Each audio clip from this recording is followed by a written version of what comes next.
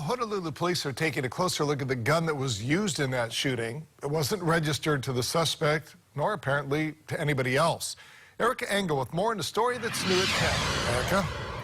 That's right, Howard. The unregistered, untraceable guns are a large and growing problem for law enforcement agencies across the mainland.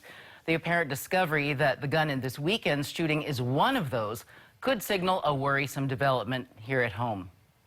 Court documents show that the officer who found shooting suspect Kapono Miranda recognized the handgun as being unserialized.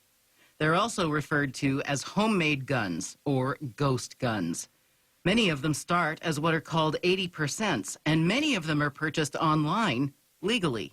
It's not illegal in Hawaii to have an 80% or bring in an 80% into the state, but once you start modifying or altering it so that it can become a firearm, then you have to register it.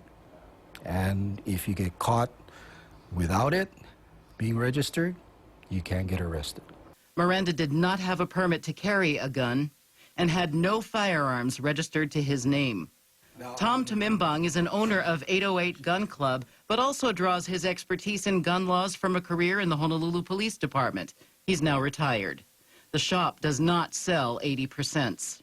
It does sell parts that do-it-yourselfers or hobbyists can assemble from pieces like this, which are legally considered firearms. This is considered a firearm. Items like that also have serial numbers.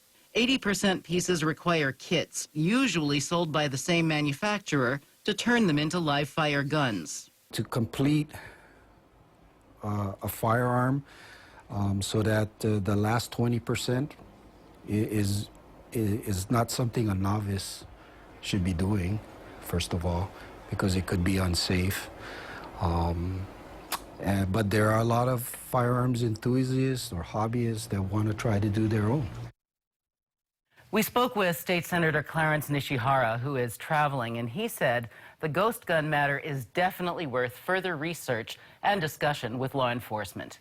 Back to you.